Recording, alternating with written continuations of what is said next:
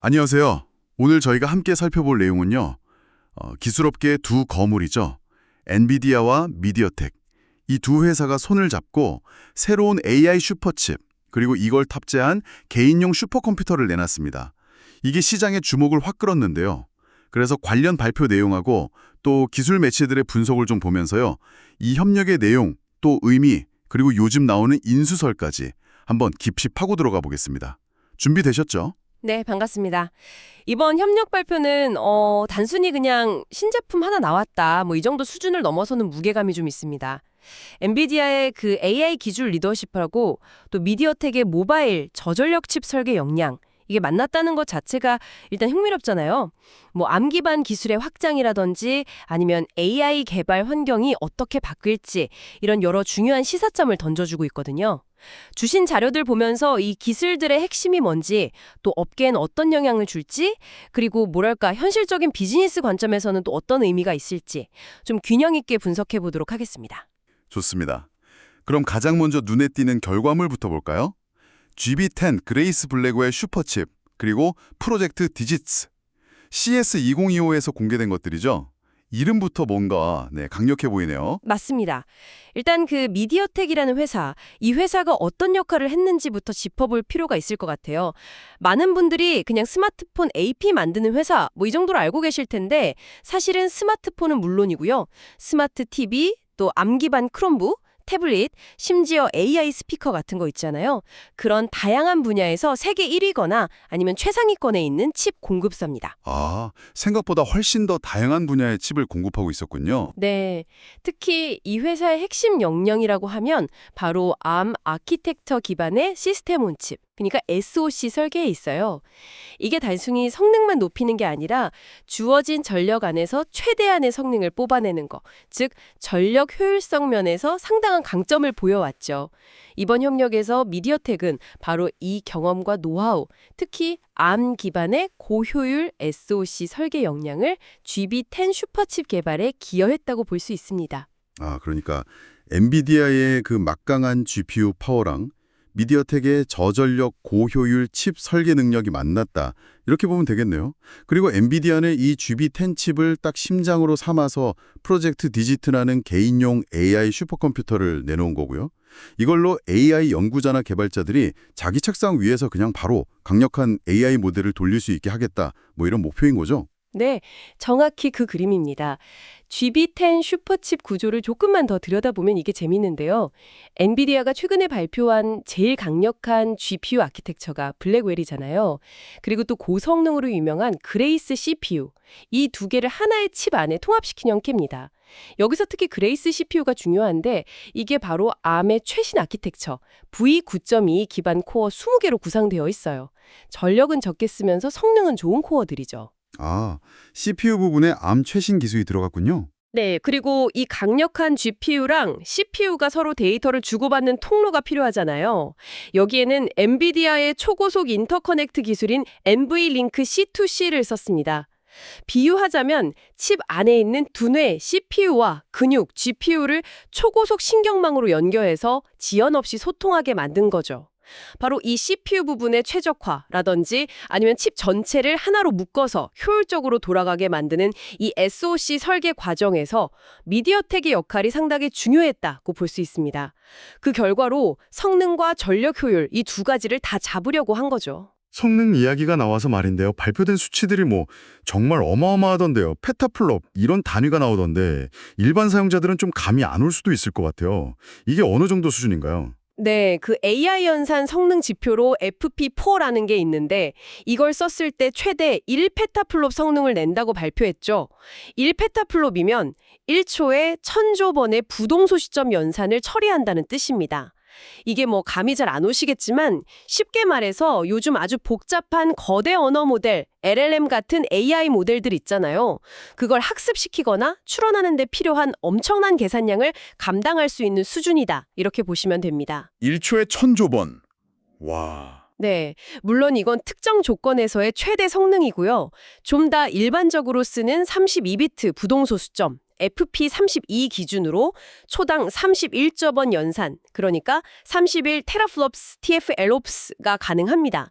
이것도 데스크톱 수준에서는 정말 대단한 성능이죠. 그리고 중요한 게 이런 성능을 내려고 TSMC의 가장 최신 공정인 3나노 N3 공정을 썼다는 거 하고요. 또 마치 레고 블럭처럼 작은 칩 두 개를 정교하게 이어붙인 듀얼 다이 넷 패키징 기술을 적용했다는 점입니다. 최신 기술은 다 동원해서 성능하고 효율을 다 잡으려고 한 거죠. 와, 정리를 좀 해보면 엔비디아의 그 괴물 같은 GPU 연산 능력에다가 미디어텍의 ARM 기반 CPU 설계 노하우, 저전력 SoC 기술, 이게 합쳐져서 전에는 데이터 센터에서나 가능했던 수준의 AI 연산을 비교적 적은 전력으로 개인 컴퓨터에서도 가능하게 만드는 칩이 나왔다. 이거네요. 이게 정말 핵심이군요. 바로 그 지점입니다. 고성능 AI 연산 능력 그리고 전력 효율성 이 두 가지를 동시에 달성하려는 시도 이게 바로 GB10 슈퍼칩의 핵심 가치이고 이번 협력의 가장 중요한 결과물이라고 할 수 있겠습니다. 데이터 센터급 성능을 이제 책상 위로 가져오려는 거죠. 그럼 이 강력한 심장, GB1010을 넣은 프로젝트 디지트, 이건 구체적으로 어떤 모습일까요? 개인용 슈퍼컴퓨터라는데 정말 책상 위에 놓고 쓰는 건가요? 네, 이름 그대로입니다. 프로젝트 디지츠는요, AI 연구자나 데이터 과학자, 아니면 이쪽 분야 공부하는 학생들이 자기 작업 공간, 그러니까 데스크톱 환경에서 직접 강력한 AI 모델을 개발하고 실험하고 또 미세 조정까지 할 수 있게 만든 워크스테이션 형태의 컴퓨터입니다. 예전에는 이런 작업하려면 대부분 비싼 클라우드 컴퓨팅 자원을 빌리거나 아니면 회사나 연구소에 있는 고성능 서버 클러스터에 접속해야만 가능했죠. 시간도 오래 걸리고 비용 부담도 컸고요. 프로젝트 디지츠는 바로 이 장벽을 허물어서 AI 개발의 접근성을 아주 획기적으로 높이겠다 이런 목표를 가지고 나온 겁니다. 책상 위에서 돌릴 수 있다고 해도 성능에 한계는 있지 않을까요? 요즘 AI 모델들이 워낙 규모가 커서 말이죠. 물론 데이터 센터의 거대한 시스템하고 똑같을 순 없겠죠. 하지만 발표된 성능은 상당히 인상적입니다. 파라미터라고 AI 모델의 복잡성을 나타내는 지표가 있는데요. 이걸 기준으로 최대 2,000억 개 규모의 거대 언어 모델 LLM을 단독으로 구동할 수 있다고 합니다. 2,000억 개면 지금 나와 있는 최상위급 LLM들과 비교해도 꽤 큰 규모죠. 그리고 만약에 더 큰 모델이 필요하다. 그러면 프로젝트 디지트 2대를 엔비디아의 고속 네트워킹 기술로 연결해서 무려 4,050억 개 파라미터 모델까지 처리할 수 있다고 해요. 두 대로 4천억 개 파라미터요? 와, 네. 메모리도 중요한데 CPU와 GPU가 같이 쓰는 128기가 통합 메모리를 갖췄고요. 데이터 저장을 위한 엔비디아 SSD는 최대 4TB까지 확장 가능합니다. 4천억 개 파라미터 모델을 책상 위 기기 두 대로 돌린다. 정말 놀라운데요? 근데 이렇게 고성능이면 전기는 엄청 먹는 거 아닌가요? 무슨 특별한 전기 공사 같은 게 필요할 것 같은데요? 그 점이 또 하나의 중요한 포인트입니다. 엔비디아가 발표할 때 프로젝트 디지트는 일반 가정이나 사무실의 벽면 콘센트, 그러니까 표준 전원으로도 충분히 작동 가능하다고 강조했어요.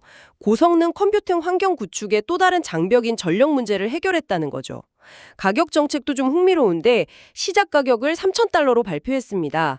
물론 최고 사양은 더 비싸겠지만 이 정도 성능의 워크스테이션 치고는 상당히 공격적인 가격 책정이라고 볼 수 있죠.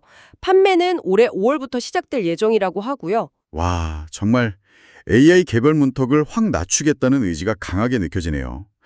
비싼 서버나 클라우드 비용 걱정 없이 아이디어가 딱 떠오르면 바로 내 책상 위에서 빠르게 프로토타입 만들고 실험해 볼 수 있다.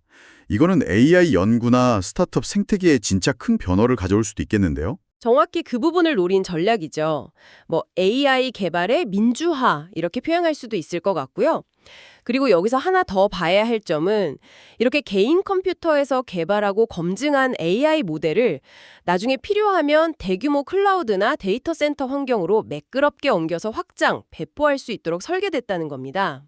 왜냐하면 프로젝트 디지스랑 데이터 센터용 솔루션 모두 같은 그레이스 블랙웰 아키텍처 그리고 엔비디아의 AI 엔터프라이즈 소프트웨어 플랫폼을 기반으로 하기 때문에 이게 가능한 거거든요. 개발 초기 단계부터 실제 서비스 배포까지 일관된 개발 경험을 제공해서 개발자들을 엔비디아 생태계 안에 더 깊숙이 끌어들이려는 그런 전략적인 의도도 좀 엿볼 수 있습니다. 그런데 엔비디아하고 미디어텍이 손잡은 게 이번이 처음은 아니라고 들었어요. 이전에도 같이 뭔가 했었죠? 네, 맞습니다.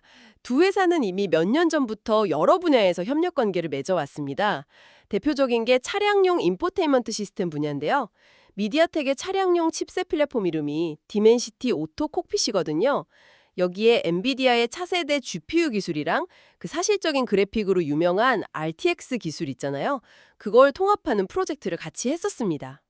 자동차 안에서 더 화려하고 강력한 그래픽 성능을 내기 위한 협력이었죠. 아, 자동차 쪽에서 먼저 협력이 있었군요. 다른 분야는 없었나요? 있었습니다. 3월 인터넷 IoT 분야에서도 협력이 있었어요.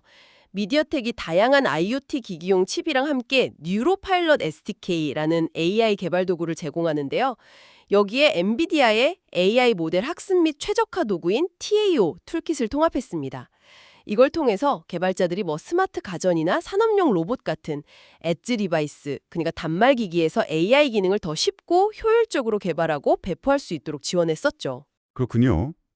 그러니까 이번 GB10 슈퍼칩이랑 프로젝트 디지스라는 이 큰 협력 프로젝트가 갑자기 툭 튀어나온 게 아니라 이미 자동차나 IoT 같은 분야에서 서로 기술력도 확인하고 성공적인 협력 경험도 쌓아온 그런 기반 위에서 자연스럽게 이루어졌다 이렇게 봐야겠네요.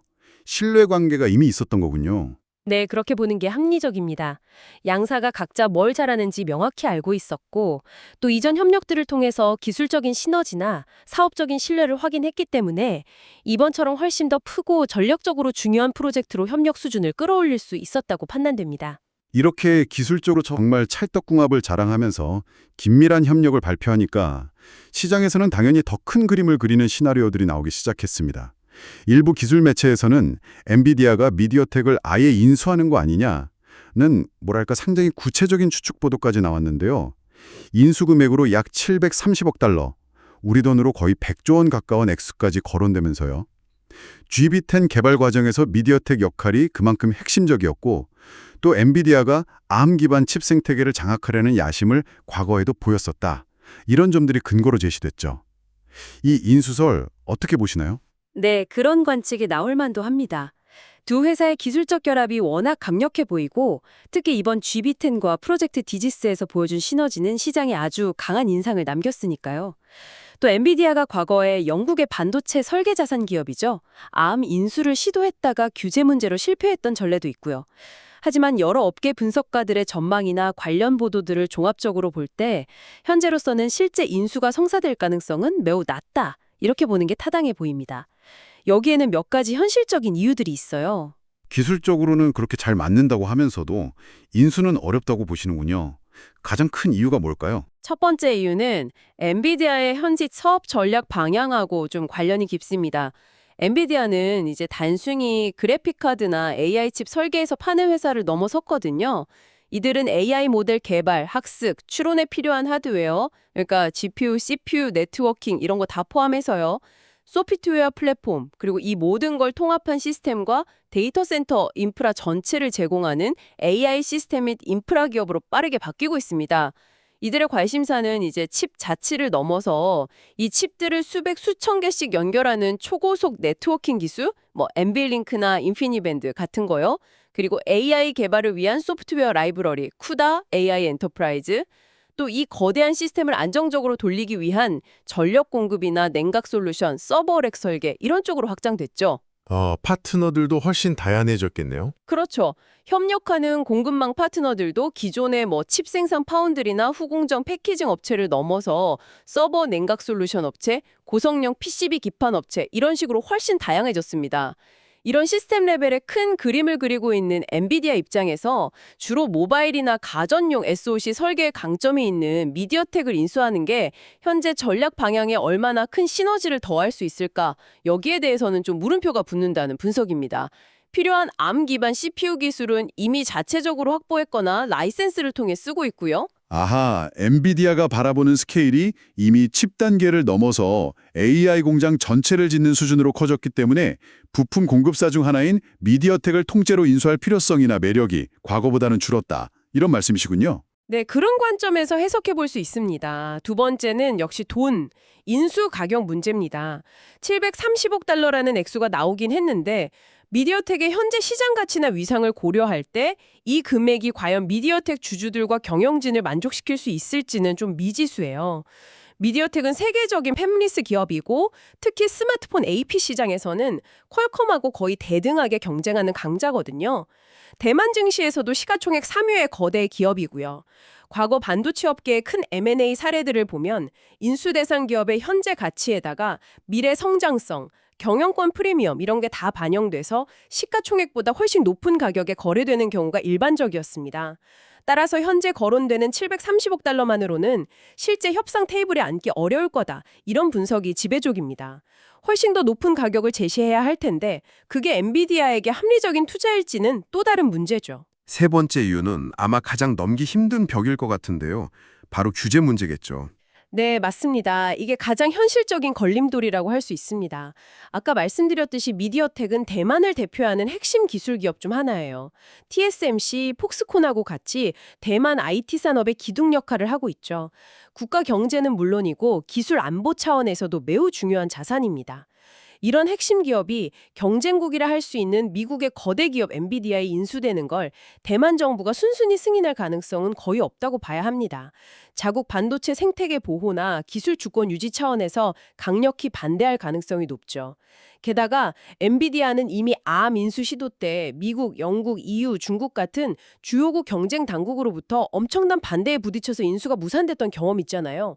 암보다 훨씬 더 특정 국가, 즉 대만의 경제 및 안보와 직결된 미디어텍 인수는 그때보다 훨씬 더 복잡하고 통과하기 어려운 규제 심사에 직면하게 될 겁니다. 대만 정부뿐 아니라 다른 나라, 특히 중국의 입장도 중요할 것 같은데요. 정확합니다. 네 번째 이유로 바로 그 지정학적 문제를 들 수 있습니다. 미디어텍은 스마트폰 칩 시장에서 중국의 주요 스마트폰 제조사들, 예를 들면 오포, 비보, 샤오미 같은 회사들과 아주 긴밀한 사업 관계를 맺고 있습니다. 이들 중국 기업들에게 미디어텍은 핵심 부품 공급사인 거죠. 중국 정부 입장에서는 자국 스마트폰 산업과 밀접하게 연결된 대만의 핵심 반도체 설계 기업이 현재 기술 패권 경쟁을 벌이고 있는 미국의 대표적인 기술 기업 엔비디아 손에 넘어가는 걸 결코 원치 않을 겁니다. 오히려 자기들 영향력하에 두고 싶어 하겠죠. 따라서 중국 정부 역시 이 인수에 대해 반대 입장을 표명하거나 승인 과정에서 제동을 걸 가능성이 매우 높습니다. 미중 기술 갈등이라는 거대한 지정학적 구도 속에서 이 인수는 아주 민감한 사안이 될 수밖에 없어요.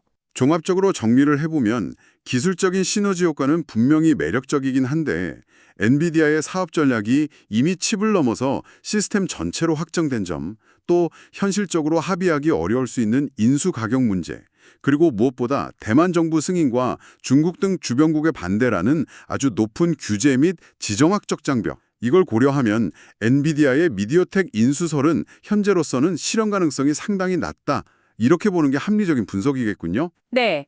현재까지 나온 정보와 분석들을 종합해보면 그렇게 결론 내리는 것이 타당해 보입니다. 인수설이 나왔다는 그 사실 자체가 양사의 협력이 그만큼 성공적이었고 또 시장에서 미디어텍의 기술력과 전략적 가치를 얼마나 높게 평가하는지를 보여주는 하나의 증거, 이 정도로 해석하는 것이 적절할 것 같습니다. 오히려 양사는 인수합병보다는 각자의 강점을 살린 전략적 파트너십을 더 강화하는 방향으로 나아갈 가능성이 높아 보입니다. 자, 그럼 오늘 논의한 내용들을 핵심만 좀 추려서 다시 한번 정리해 볼까요? 엔비디아와 미디어텍의 이번 협력은 각자의 최고 강점, 그러니까 엔비디아의 압도적인 GPU 기반 AI 연산 능력과 미디어텍의 ARM 아키텍처 기반 저전력 고효율 SoC 설계 역량, 이걸 완벽하게 결합했다는 점에서 큰 의미가 있습니다. 그 결과물이 바로 GB16 슈퍼칩과 이걸 탑재한 프로젝트 디짓 개인용 AI 슈퍼컴퓨터고요. 이전에는 좀 접근하기 어려웠던 강력한 AI 개발 환경을 더 많은 사람에게 제공하겠다? 이런 목표를 보여줬죠. 그렇습니다. 이번 협력은 현재 기술 산업 지형의 몇 가지 중요한 변화의 흐름을 명확하게 보여주는데요. 첫째는 AI 기술이 발전하면서 데이터 센터뿐 아니라 개인용 컴퓨터, 스마트폰, 자동차, IoT 기기 등 다양한 영역에서 암 아키텍처의 중요성이 점점 더 커지고 있다는 점입니다. 특히 전력 소비 대비 성능, 전성비가 중요한 분야에서 암의 강점이 두드러지고 있죠.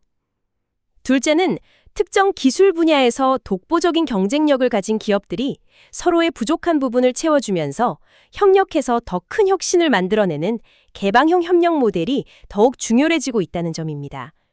한 회사가 모든 걸 다 할 순 없다는 걸 인정하고 최고의 파트너와 손잡아서 시너지를 내는 전략이 확산되고 있는 거죠. 엔비디아와 미디어텍, 각 회사의 전략적인 측면에서도 이번 협력의 의미를 짚어볼 수 있을 것 같습니다. 셋째로 엔비디아 입장에서는 자사의 강력한 AI 플랫폼 생태계를 기존의 대기업이나 연구기관 중심의 전문가 그룹을 넘어서 개인 개발자, 스타트업, 학생, 교육기관 등 훨씬 더 넓은 사용자층으로 확장하려는 명확한 의지를 보여줍니다. 프로젝트 디지트가 바로 그 대표적인 예시죠. 이건 단순히 하드웨어를 파는 것을 넘어서 미래의 AI 개발자들을 어릴 때부터 엔비디아의 개발 도구나 플랫폼에 익숙하게 만들어서 장기적으로 생태계를 더 공고히 하려는 그런 포석으로 해석할 수 있습니다. 넷째, 미디어텍 입장에서는 그동안 주력해왔던 모바일, 스마트 TV, 가전시장이라는 울타리를 넘어서 고성능 컴퓨팅, HPC와 인공지능 이 거대한 성장 잠재력을 가진 새로운 시장으로 영향력을 확대하는 아주 중요한 발판을 마련한 셈입니다. 회사의 기술력을 한 단계 끌어올리고 미래 성장 동력을 확보하는 계기가 될 수 있겠죠. 인수설은 비록 현실화될 가능성은 낮아 보이지만 역설적으로 그만큼 미디어텍이라는 회사가 가진 기술력과 전략적 가치가 시장에서 얼마나 높게 평가받고 있는지를 보여주는 방증이다. 이렇게도 정리할 수 있겠네요. 맞습니다. 결론적으로 엔비디아와 미디어텍의 이번 협력은 단순히 흥미로운 신제품 출시 그 이상의 의미를 갖습니다. 반도체 산업의 경쟁 구도 변화라든지 암 아키텍처의 부상, 또 AI 기술의 대중화 또는 민주화 가능성, 그리고 관련 핵심 기업들의 미래 전략 방향성까지 읽을 수 있는 현 시점에서 매우 주목해야 할 중요한 사건이라고 평가할 수 있겠습니다. 네, 오늘은 엔비디아와 미디어텍이라는 두 기술 거인의 중요한 협력 발표 내용과 그 결과물인 GB1 슈퍼칩, 프로젝트 디지트 개인용 AI 슈퍼컴퓨터에 대해서 자세히 알아봤습니다. 더불어서 이 협력을 둘러싼 흥미로운 인수설의 배경과 현실적인 가능성까지 깊이 있게 분석해 보았습니다. 두 회사의 협력이 앞으로 AI 기술 발전의 속도를 얼마나 더 빠르게 하고 또 개발 생태계에는 어떤 새로운 변화를 가져올지 계속해서 관심을 가지고 지켜볼 필요가 있겠습니다. 그렇습니다. 특히 프로젝트 디지트가 실제로 시장에 출시돼서 개발자들이나 연구자들의 손에 쥐어졌을 때 과연 AI 모델을 개발하고 실험하는 방식에 어떤 실질적인 변화를 가져올지, 그리고 AI 커뮤니티에서 어떤 창의적인 활용 사례들이 나올지 지켜보는 것이 앞으로 매우 흥미로운 관전 포인트가 될 것입니다. 오늘 이야기는 여기서 마무리하도록 하죠.